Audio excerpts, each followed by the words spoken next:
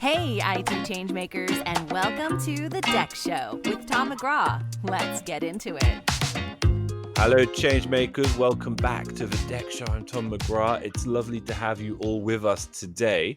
Hopefully, some of you were able to join us last month, back in June, in London for the Masters of Experience Roadshow.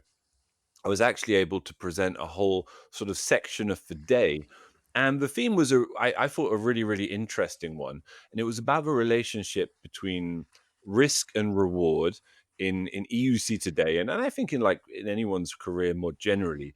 My personal rule with regards to these two forces of risk and reward is that if there's no risk, there's little reward. Whenever you're doing something in your work professionally that makes you a little bit nervous, that gives you a little bit of tension, it's quite possible you're doing something very wrong, but it's maybe more possible, hopefully more possible, that you're doing something meaningful and you're doing something new. And I think that whole nexus is so relevant when we think about AI transformation and we think about how many incredible opportunities there are for us, for our teams, for us as individual professionals, for our organizations. And with that, the leaders of the people who step forward and are willing to take that kind of a risk. And I got to speak to an amazing leader on the stage. I got to speak to a couple of amazing leaders on the stage that day in London. One of them is with us today for the first time. He's Simon Sankey, Senior Director of User Experience at Aon. Delighted you could come on the show as well as do the road show last month, Simon. Welcome to the Deck Show. Thanks a lot, Tom. Yeah, great to be here. Great to have the opportunity to speak to you guys. And I think you're absolutely right. There is so much opportunity, but so much risk that goes along with AI. And I think it is a fascinating combination and a real tightrope to walk. 100%. And you couldn't come from a more ideal organization to talk about risk and reward. And we'll get to that momentarily. Before we do, let's welcome our other guest, returning guest. We waited a long time to have her on, and now we have her on twice in the same in the space of a few months. She's my friend Laura Reeves, Senior Client Director here at NextThink. Hi, Laura. Welcome back to the Deck Show. Lovely to welcome you back, as it was to welcome you on for the first time. Hi, Tom. Great to see you. And yes, thank you for having me back. It's great to return. And I'm thrilled to have Simon join us this time too. And I think, gosh, a lot's happened since, we last spoke, and things are busy and exciting at NextThink with our launch of Spark and the release of the Gartner Magic Quadrant for DEX. And of course, we're leading up to the Experience Conference in Orlando in October, which no doubt we'll mention later. And on a personal front, just a few days ago, my fiance and I set a date for our wedding. So an exciting time on all fronts. Wow. Well, I can't turn you back on this company or this colleague for 5 minutes, everybody, Time passes pretty quickly around these parts. Congratulations, Laura. So Simon, as the first time guest, maybe introduce yourself a little more fully to the listeners, and with it, tell us something about Aon. I mean, as we discuss risk and reward, it is a uniquely appropriate business, right? Yeah, 100%, Tom. So yeah, I've been at Aon 26 years now. So I've seen Aon go through various changes over that period of time. My role in particular has always been related to end users in some way. When I first started, I was running around trying to fix people's issues on their desk side, and then I've gone through various iterations of taking on more seniority and responsibility, which I think has been great to affect sort of more influence over the shape of our organization and the way it's headed. And I think that's come really to where we sit today, where I've got really a dual role, which is somewhat unique, I think, between influencing where we're going from an AI standpoint, but also influencing our DEX strategy at the same time. And I think the linkage between those two, again, is quite interesting as we evolve those. And I think, Aon is in the risk business, and we help our clients really to better understand risk. What we're looking to do is to help them identify areas that they might not have even thought about before, so that they can properly assess them. and a risk assessment isn't always about going out and buying a big insurance policy. It might be just about having knowledge of it, having awareness of it, and putting mitigating steps in place. And I think that's really what we're here to try and help shape our clients and really give those levels of insight. We're going to get into this in a more specific way later, Simon, but how do you see the dynamic at large between what it is that Aon does and its strategy in general around experience in EUC? Yeah, I think we've been like most companies on a journey with experience, but I think this year's been a real turning point for us in terms of really taking it on, and putting it front and center. So I think before it's always been a bit of a sideline. It's been something that's been bolted on around our service wrappers and our service designs. But I think we've started to do something a lot more fundamental now, which is really have it as a strategic pillar within our end user space.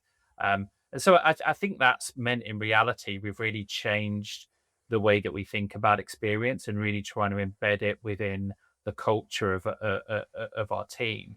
Um, like I say, I think traditionally much more of a bolt on, much more of an afterthought. Now I'm really moving into the realms of being involved in the very first design conversations. Really sitting down and thinking about customer journeys and mapping them out before we just start going off and selecting technology. Those things are all starting to change. Uh, Moving an organization like Aon isn't quick and it's not easy. And particularly when it comes to culture, we know that's always the thing that is lagging behind often. But I think, we've made those sort of important first strides to really start taking it in and thinking about it really at the center of the things that we do. Laura, to bring you into this, maybe explain the context in which you and Simon are collaborating together.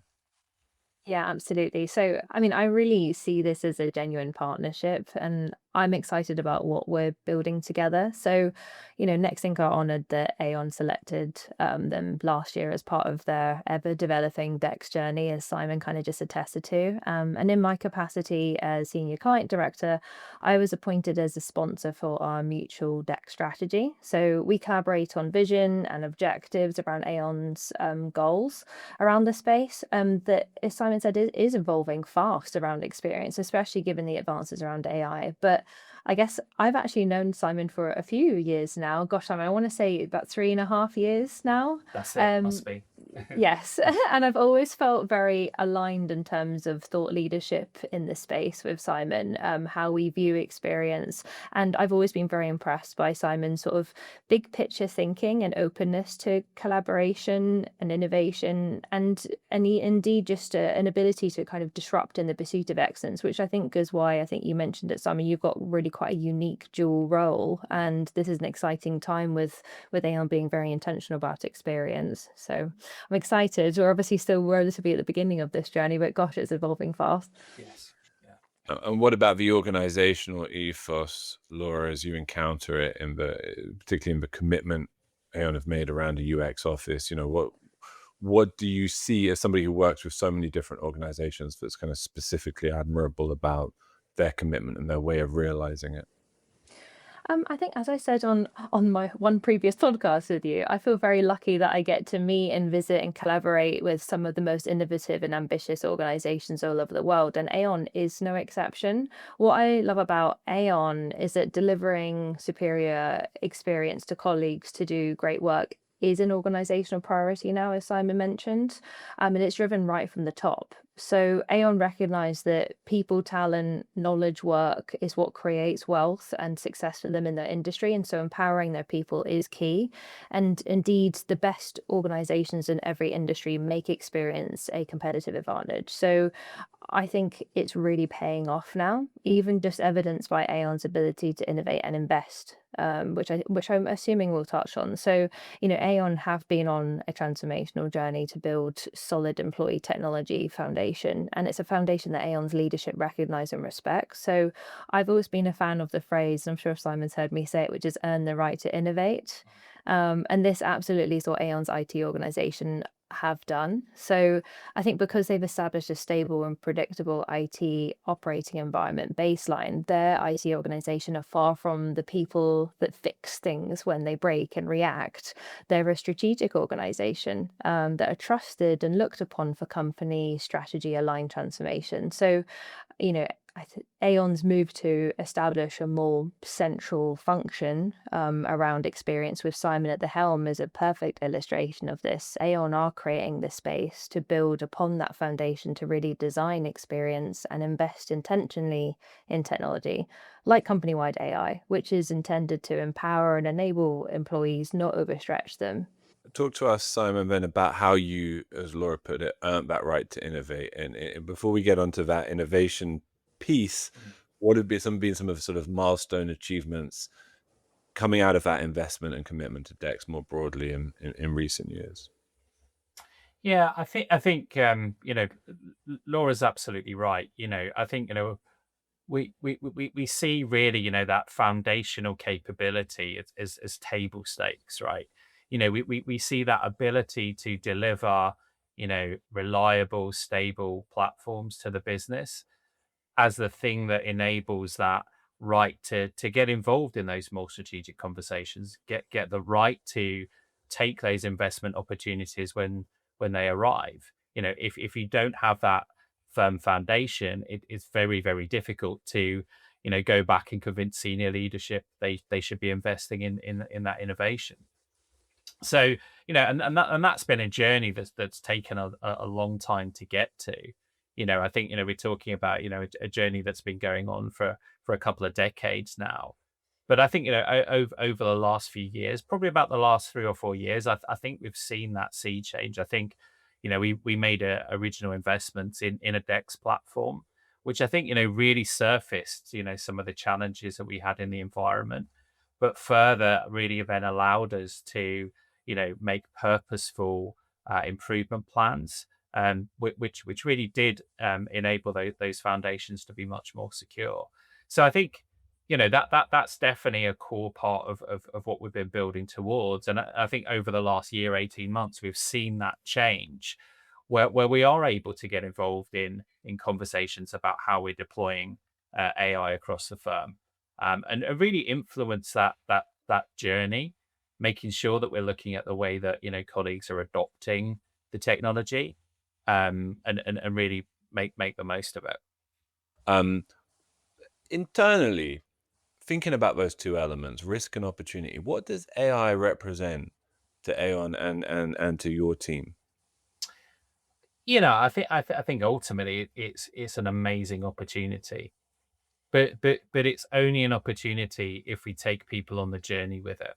I think, as we think, and like Laura says, as our CEO thinks about the way that AI should be viewed, I think, yeah, we're really talking about something that has to be people centric in its approach. I think, if we're thinking about AI being a technology that's just going to drive efficiencies, I think we're thinking about it in the wrong way. I think we should be thinking about it in the way that enhances what people do.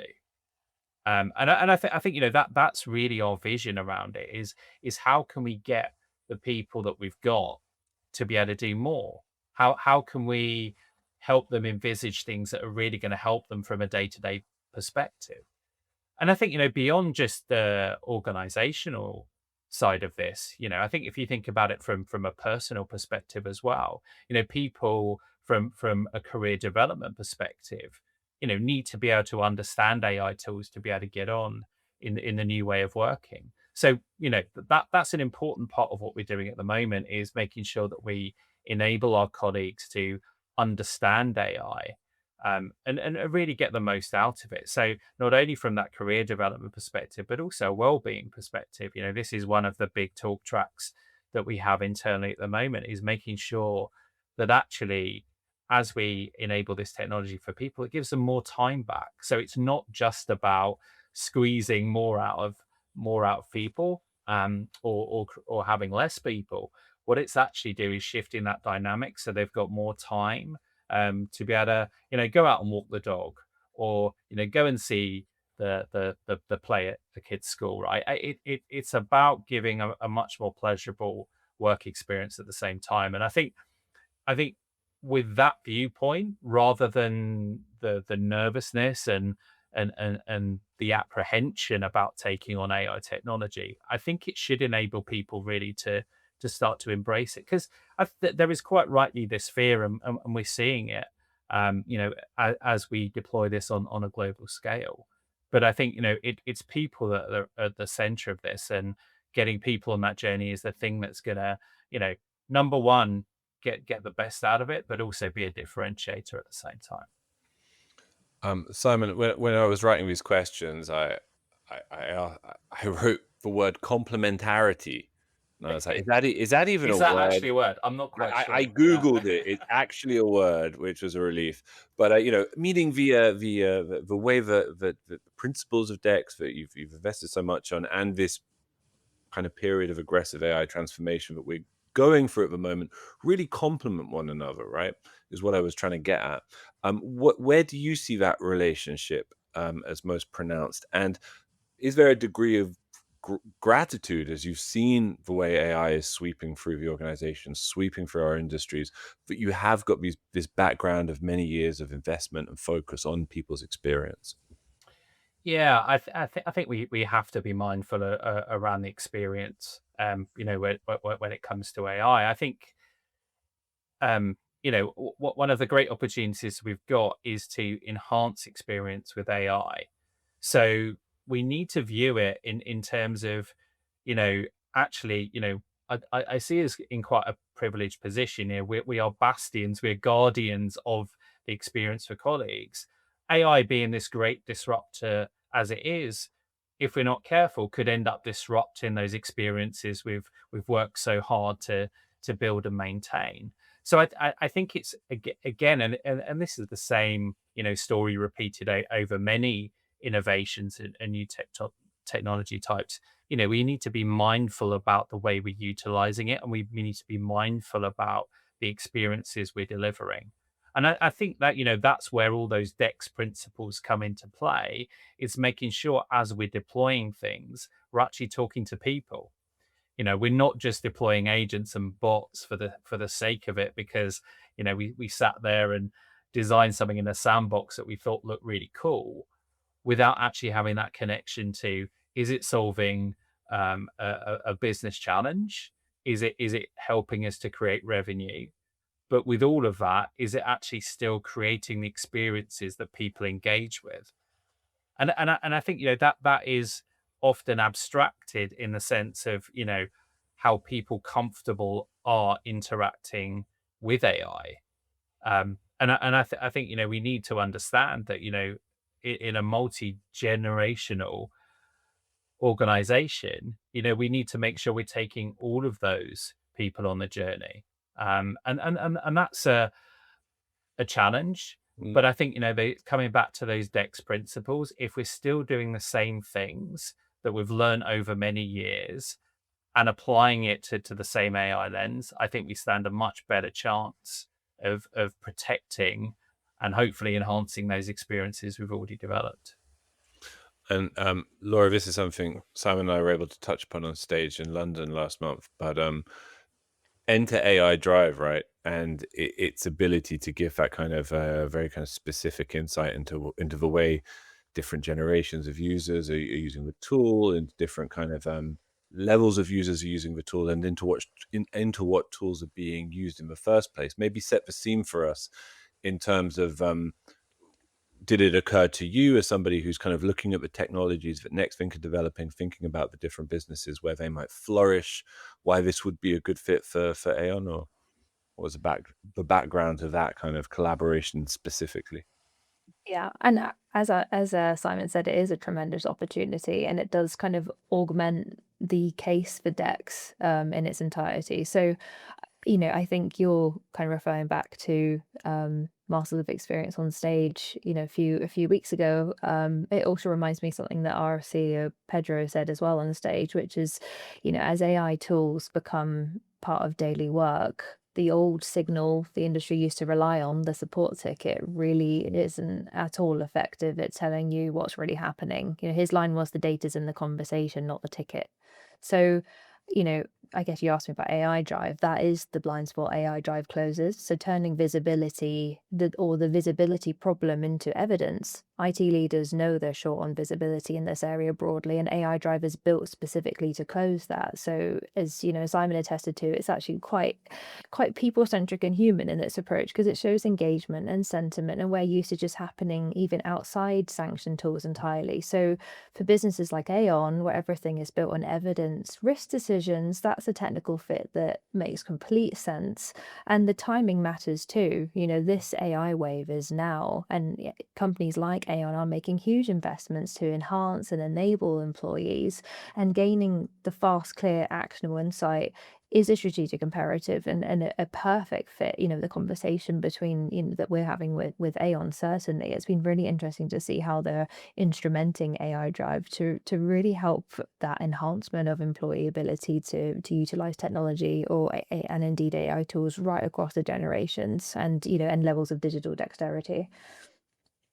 Anything you'd add there about AI drive specifically, Simon, and the difference it's been able to make to that picture overall? Yeah, I think we've just finished a large deployment of Copilot, and AI Drive really helped us get the insight of how that initial enablement was going, really to get that temperature check on is it hitting people's endpoints, and are they starting to get that initial use. But now we need to start taking it to the next level, which is how people are truly embracing it and enabling it, and what does that dynamic look like? What are the numbers? Where are their hotspots? Where are people struggling? And more importantly, where are people doing some great work? I think that's one of the things that we're really desperate to get hold of, and I think we'll see AI Drive help us more on this. Is actually find those areas where people are doing some really good things, trying to find those and help spread some of those ideas around the business. I think is going to be a lot of the secret sauce in terms of doing this enablement well. So yes, we need to help the people that are struggling, and we need to make sure that we bring them up, but we need to find those pockets of excellence, because that within that we can really help grow the real business value that's there. And coming back to that theme of leadership, Simon, I mean, what does IT need to do to really lead on AI transformation? How does it earn that privilege? I mean, do you see it as the natural leader in this kind of era of AI? I think leadership is going to be broader. I think IT plays a really significant part in terms of the way this happens. But actually, we've partnered really heavily with our people organization as we've looked to do this in enablement phase. But I think that's just the start. I think really where we need the leadership to come from as we start to see this really transcend into the business is we need the business to be really helping us lead this. And I think again coming back to some of the principles about Dex, I think this is more about bringing communities of leadership together rather than it solely being led out of IT or the people organization or anywhere else for that matter, because AI is so transformative and it transforms so many areas. I don't think that IT could ever do that alone. So our phase at the moment is enabling what we're calling activators that represent all the lines of the business, all the areas of shared services, so that we can really get those champions out there. And of course it needs ultimate leadership and governance, and our ability to make sure that we're also weighing the negative side of that risk and managing it through governance and all those other things. But through this community, we're really trying to enable that value. So I think IT plays a really significant role, and is really central to that role. But I think a lot of it is around empowering and enabling. That's really how we're looking to get the value, whilst on the other hand, still maintaining that guardianship and stewardship around the necessary controls. So the risk is still maintained. 100%. Laura, what would you add to that, if anything? I mean, you're not just working with Aon as a partner, of course, but a lot of amazing organizations across the industry. Where are you seeing IT most successfully reacting to and anticipating the future of AI in their organizations? What actions, what investments put teams in the best position to become or remain leaders in the coming years? I'm going to be picky because IT shouldn't be reacting to AI at all. But yeah, no, as Simon attested to, there's a tremendous opportunity for AI to strategically drive this wave in terms of insight and governance. IT can prove impact, not just enable access. And as Simon said, partner with the people organization as well. It's incredibly powerful. I think I was reading a report from Forrester this morning, actually, that said that I might butcher the quote, but it was 53% of employees already use generative AI weekly. So the tools are already in daily use. So my message would be, very simple here, which is, measure it now, like companies like Aon, make sure you have that visibility, or you may be explaining later why you didn't. Gartner, as an example, are very clear on this as well, which is through 2028, more than half of end user services leaders will be replaced if they can't measurably improve employee experience. So AI is a tremendous opportunity to, become that strategic partner and enhance employee experience in a very, very clear way, and in a way where this is unprecedented. This is a very new time where we're all trying to figure it out as well. So, if you're able to at least have visibility and partner with the organization on something very transformational, you're going to really be setting, not only yourself up for success as well. I think Simon attested to kind of career development. This has much career capitals for IT leaders if they embrace this wave.